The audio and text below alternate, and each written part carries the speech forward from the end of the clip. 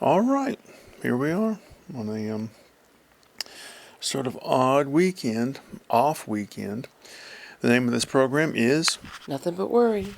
I'm Lance Ash, and beside me is my wife Bonnie Ash. Hi. And I'm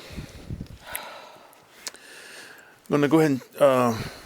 There was no episode last week, and we're just going to leave it at that. All right, so. God damn it. CDs. Why don't we begin with what we did today, Bonnie? How about that? We got up at an ungodly hour and drove to Commerce early in the morning. Yeah, my mother died, what, back in September, was it? Is that right? Something like that of last year. Yeah, so she's living in Montana at the time. It's cremated, ashes left there. But my sister put a memorial marker, kind of like a gravestone, at my mother's family's personal cemetery. And I have a memory of going out there one time, and I had no idea where the hell I was. And I don't know why I was there. It must have been my grandfather's service or something, but I really don't have. Oh, actually, I do remember the funeral for him, because I remember the preacher running his mouth about something.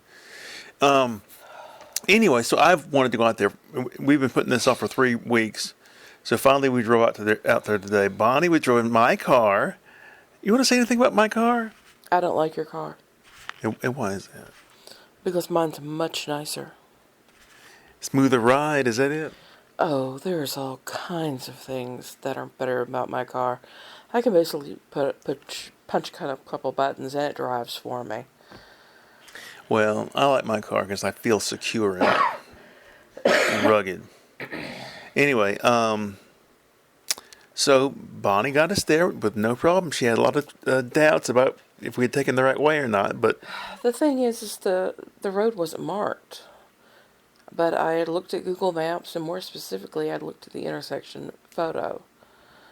And there was no state road marker indicating X road up ahead. I'm like, this looks like it. We're going to try it. I put on the odometer, 3.5 miles. We hit that intersection. I knew we'd gone too far. We drove back, and right there was the secluded driveway with these huge granite markers that said cemetery to the side of the gate. And Lance got out and opened the gate, and we went down this bumpy road. Fortunately, it had not rained. And yes, it was really a very private, very well kept family cemetery. The graveyard is enclosed with a fence and double gates. I was kind of surprised that it was so well maintained. Yeah, I know. I was thinking it must be some sort of like family trust that maintains that. It has to be somewhere, sitting somewhere. Anyway,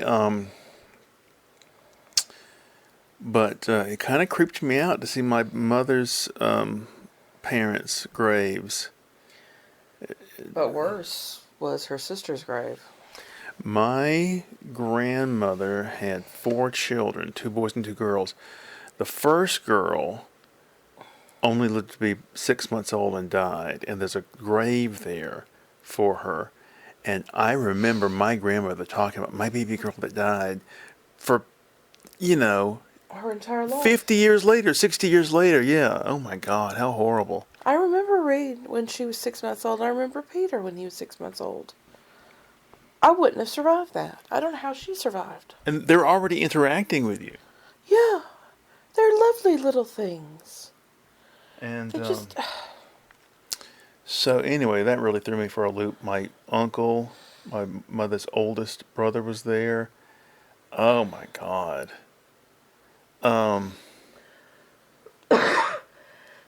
Let's see what else. So anyway, that was an adventure. We listened to music in the car. What'd you think of that Stevie Wonder song? He started off with a song. I thought at first it was very superstitious or something like that. But it was, You haven't done nothing. You haven't done nothing. Tell them the story of that. It's apparently about an indictment of the Nixon administration for not doing anything to help the black community. But it's really, really funky when he goes doo up, doo up. Oh, it's great. Bonnie immediately started singing along. Yeah, I knew the song. I just did not know the story behind it. Um, Of course, we did our Nazi grammar thing with, isn't that a double negative? Yeah. we listened to that Bjork song. Is it? Oh, it's Yesterday. yeah, in the car. No, I thought we listened. No, we listened to Bjork yesterday here at the house. Oh shit, that's the worst song to listen to in the car with that horn, that jazz horn loop they throw in there. No, we listened to some Georgia metal band. Yeah, we listened to Baroness, which I have torn feelings about. A lot of their songs begin and you're like, this is really good, but then you don't. Also, they're creepy as hell. All the songs about death, it just ugh. I was glad we didn't get through the Robert Palmer song. Just wasn't in the mood for that today. We finished it basically. Yeah, I love that song. I love that video. What? The video is basically the same as the Addicted to Love video. A bunch of girls backing him? Yeah, but I didn't mean to turn you on. They're wearing white, whereas opposed to in Addicted to Love, they're wearing black, I think. Oh. But what's funny about that video is that he's in the video, and at one point in the video, just for a second, you see him, and he's behind the camera laughing at what he's doing. So it's kind of, kind of neat.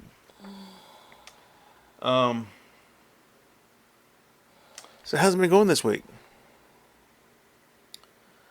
It's been going. I went to see my doctor, and so I'm gonna go back in 2 months to get my iron levels and B12 levels checked and see if I can get out of this funk with all the extra stuff I'm now on. And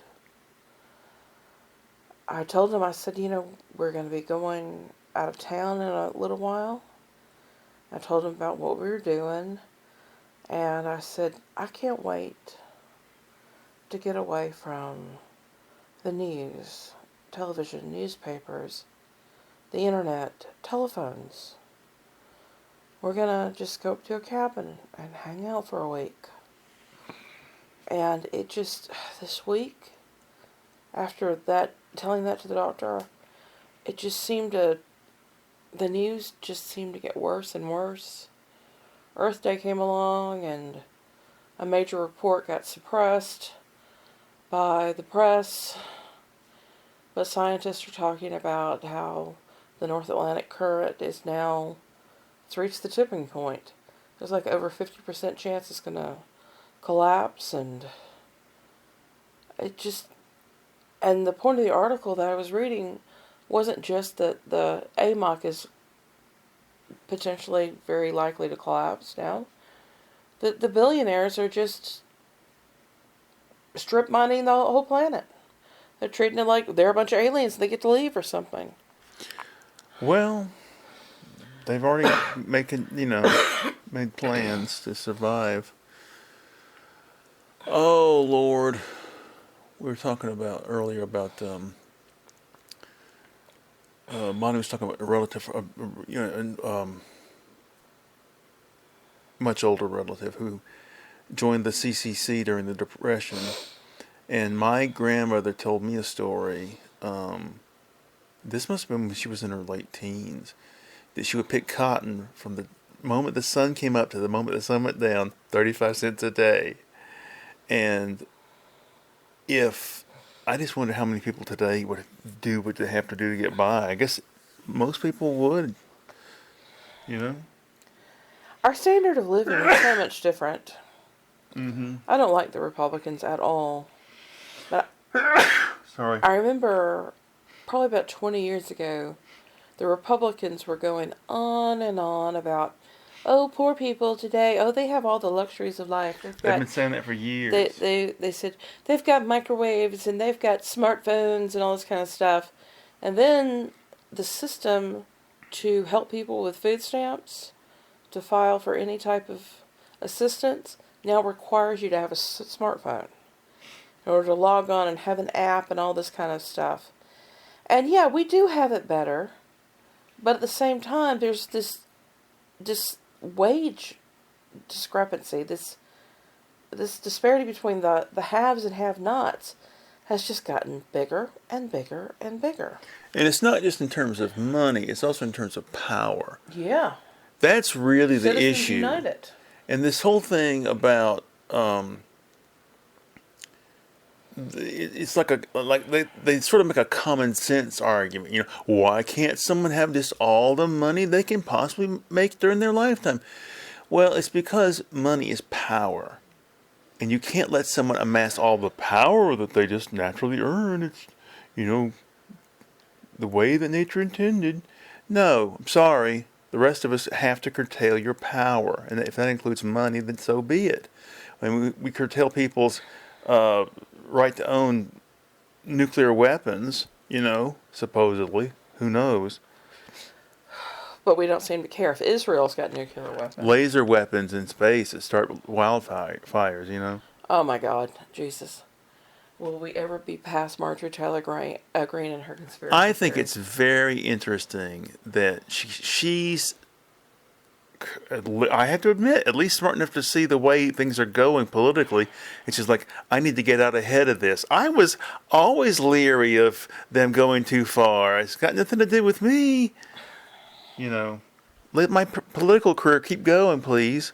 Well, an article I read in The Guardian this week started off with, the old adage goes, poor people and middle class people pay taxes. Rich people pay accountants. Millionaires pay lawyers, and billionaires No, that was, pay politicians. pay politicians to do their will, do their bidding. And as a result, the lower income people, you're paying 12 to 15% of your income. Well, when you've only got $100 and 12 to 15 bucks goes towards the taxes, it means your buying power is only around $85, and so you really don't have that much. But even if the rich pay, if they were to even pay 12%, they'd still have millions or billions left to play with. Of course, they don't. Trump himself has bragged about not paying any taxes. I remember one year him saying, oh, I paid $750 in taxes this year. That year, I had to send a check to the IRS on top of what we had already paid out of payroll for $900 and almost $1,000. But you know what killed me was at the debate, Hillary brought up him not paying taxes or something, and he goes, "That makes me smart." No, it makes you a crook. It makes you it means you're not invested shifty in the system. Yeah, it means any chance you get, you're going to weasel out, even though you're already living high on the hog. It also means that he is living off the benefits of the tax system without paying into the tax system, which is what they complain about with all the welfare queens, as they call them. Yeah. Hey, what? On a related note, real quick, just now before we started the show, do you remember Anwar Brahim? That CD I got, North African. I don't remember. No. When was this? I found the CD at the old Goodwill across from the mall. No, I don't remember this. What is this? I think you'd love listening to it. Okay, write it down. We'll talk about it later. Okay. I just want to kind of not be mired in politics so much, you know, because I'm really trying to divorce myself from the news because it's just too goddamn depressing, you know.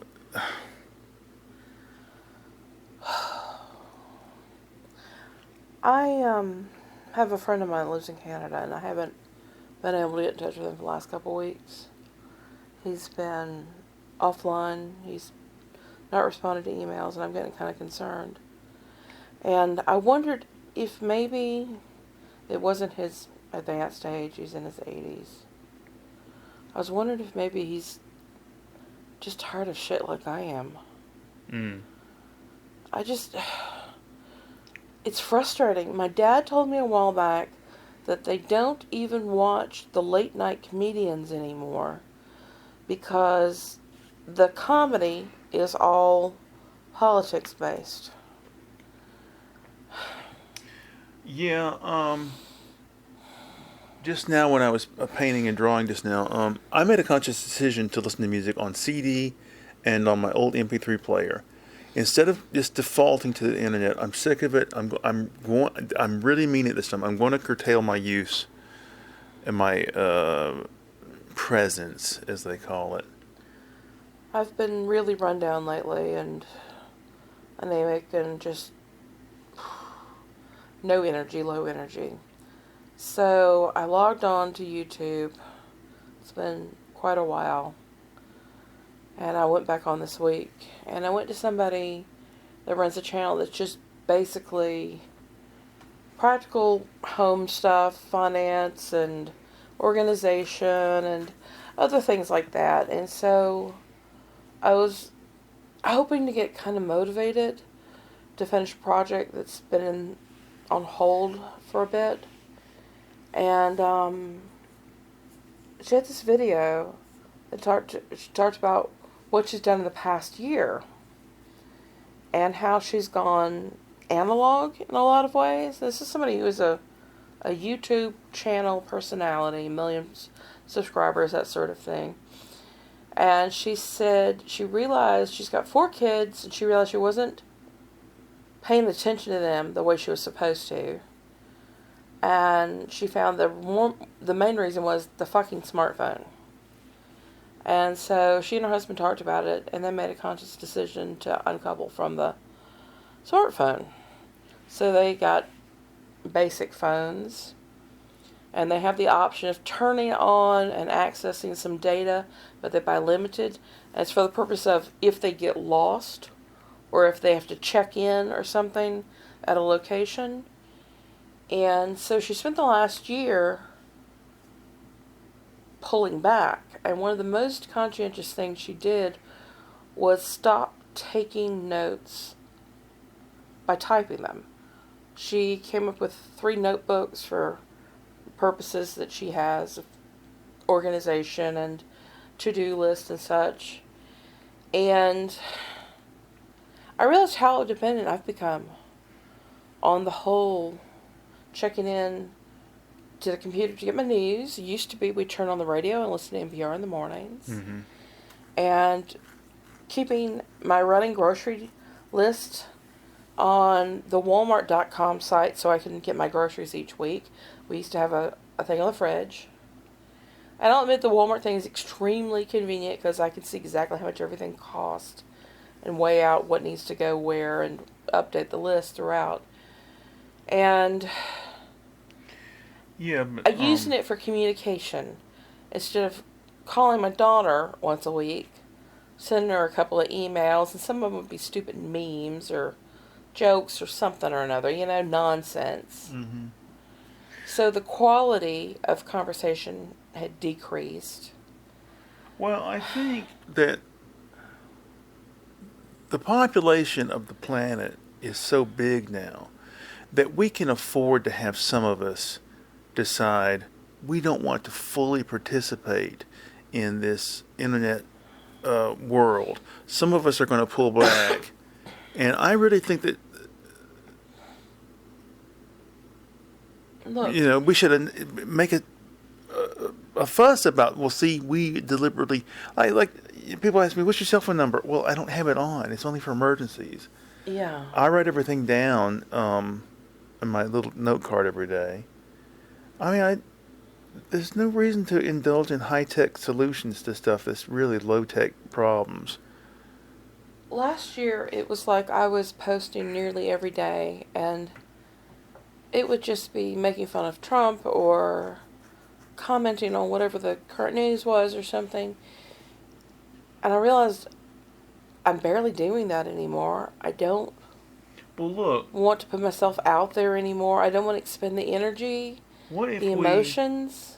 what if you and I put a moratorium on watching. This will be first step, right? On watching the clips from the late night shows when I get home in the morning. We have breakfast and we talk. Well, I was thinking that with two things coming up, Colbert leaving the air and Kimmel leaving for the summer, that we Right. just, when Colbert goes off, we don't replace him, and Kimmel's going to leave for 2 or 3 months, and we don't do anything then. I was thinking that we just start stepping back. To that end, I've been wondering about this thing that we do here every week. It just. That's It interesting. It seems to me we're putting too much information out there about ourselves. Well, That's one of the things that we talked about last week when we decided not to post for the week. There had been a lot of hoo-ha going on, and yeah. we didn't want to put it out there. Okay, I tell you what. How about we put a moratorium on the show? Okay. And we're announcing here this will be the last episode. This is a hiatus. Yeah, we're on We've hiatus. we've done this before. If you'll check the channel out, you'll see all these playlists for all these different iterations of this pseudo radio show that I or Bonnie and I together have done for over 10 years. Peter sent me a link to Margaret Killjoy's latest post about Palantir, personal data, and privacy. And I've really gotten into Margaret Killjoy's writing lately, and I can see why Peter really likes her. And this one was particularly damning. We've got this corporate group, Palantir, run by Peter Thiel and Alex Karp. Mm-hmm.